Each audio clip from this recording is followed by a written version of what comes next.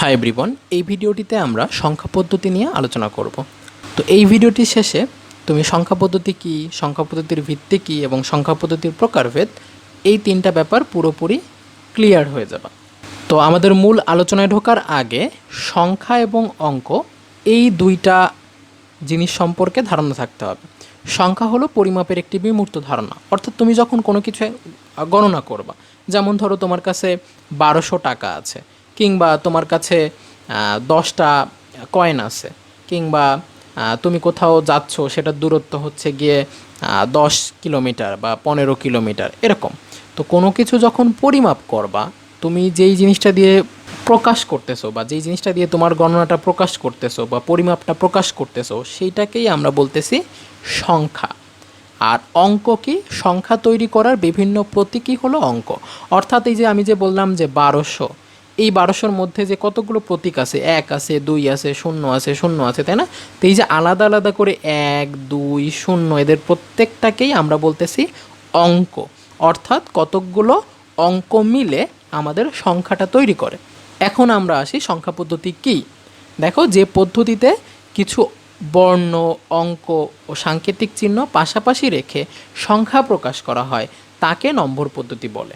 তো ধরো তোমার কাছে একটা সংখ্যা আছে 199.05, এটা ধরো দশমিক ভিত্তিক সংখ্যা।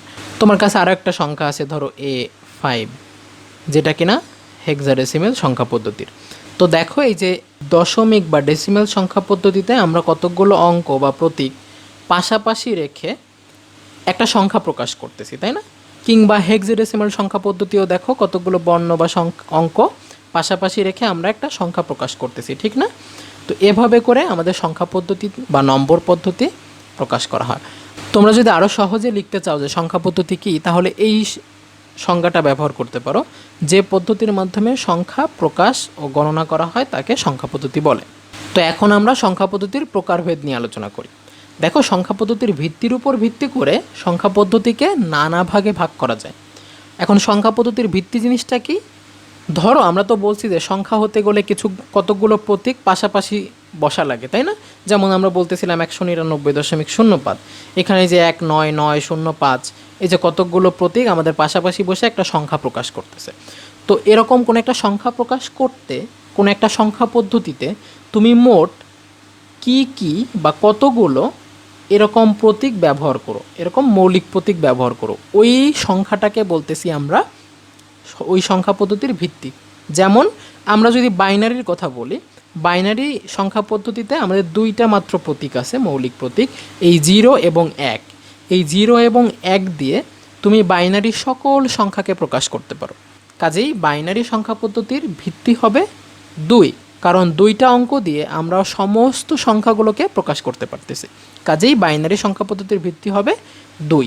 তো এভাবে সংখ্যা পদ্ধতির ভিত্তির উপর ভিত্তি করে তুমি নানাভাবে ভাগ করতে পারো। এখানে আমাদের বহুল পরিচিত 4টা সংখ্যা পদ্ধতি আছে: ডেসিমাল বা দশমিক, বাইনারি, অক্টাল, হেক্সাডেসিমাল। এবার আমরা ডেসিমাল বা দশমিক সংখ্যা পদ্ধতি নিয়ে আলোচনা করি। দেখো সংজ্ঞাটা কি? যে সংখ্যা পদ্ধতির ভিত্তি 10 তাকে ডেসিমাল বা দশমিক সংখ্যা পদ্ধতি বলে।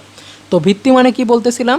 যে মোট কতগুলো প্রতীক ব্যবহার করা হয়। তো ডেসিমাল সংখ্যা পদ্ধতিতে কি কি প্রতীক ব্যবহার করা হয় মনে করার চেষ্টা করো। 0, 1, 2, 3, 4, 5, 6, 7, 8, 9, টোটাল এই 10টা প্রতীক ব্যবহার করে আমরা যে কোনো সংখ্যা প্রকাশ করতে পারি ডেসিমাল সংখ্যা পদ্ধতিতে।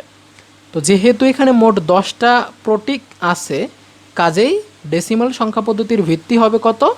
10। ঠিক আছে? আচ্ছা, এবার চলে আসি আমরা বাইনারি সংখ্যা পদ্ধতিতে। যে সংখ্যা পদ্ধতির ভিত্তি 2 তাকে বাইনারি সংখ্যা পদ্ধতি বলে। তো বাইনারি সংখ্যা পদ্ধতিতে যে দুইটি মৌলিক প্রতীক আমরা ব্যবহার করে থাকি সেটা হলো 0 এবং 1। অর্থাৎ এই 0, 1 দিয়ে আমরা যে কোনো সংখ্যাকে বাইনারিতে প্রকাশ করতে পারি বা বাইনারি সংখ্যা পদ্ধতিতে প্রকাশ করতে পারি। তো একটা জিনিস চিন্তা করো, এই দুইটা আমাদের বাইনারি ডিজিট, তাই না? Binary digit. তো এই দুইটাকে একসাথে আমাদের বিট বলে। আচ্ছা, কেন বিট বলে? কারণ এই যে বাইনারির বিআই এবং ডিজিটের টি, এই তিনটা ওয়ার্ড মিলে বিট কথাটা গঠিত। বিট বলতে আমরা 0 এবং 1কে বুঝি সবসময়, ঠিক আছে। তাহলে বাইনারি ভিত্তি কত? 2, কারণ 2টা মৌলিক প্রতীক এখানে ব্যবহার করে সমস্ত সংখ্যাগুলোকে প্রকাশ করা যায়। এবার আসি অক্টাল সংখ্যা পদ্ধতি। যে সংখ্যা পদ্ধতির ভিত্তি 8 তাকে অক্টাল সংখ্যা পদ্ধতি বলে। অর্থাৎ মোট 8টা প্রতীক ব্যবহার করে তুমি অক্টাল সংখ্যা পদ্ধতিতে যে কোনো সংখ্যাকে প্রকাশ করতে পারো। সেই 8টা প্রতীক কি কি? 0, 1, 2, 3, 4, 5, 6 এবং 7। এই টোটাল 8টা প্রতীক ব্যবহার করে তুমি অক্টাল সংখ্যা পদ্ধতিতে যে কোনো সংখ্যা প্রকাশ করতে পারো। কাজেই এই অক্টাল সংখ্যা পদ্ধতির ভিত্তি হবে কত? 8। তো এবার আসি আমরা হেক্সাডেসিমাল সংখ্যা পদ্ধতিতে। যে সংখ্যা পদ্ধতির ভিত্তি 16 তাকে হেক্সাডেসিমাল সংখ্যা পদ্ধতি বলে।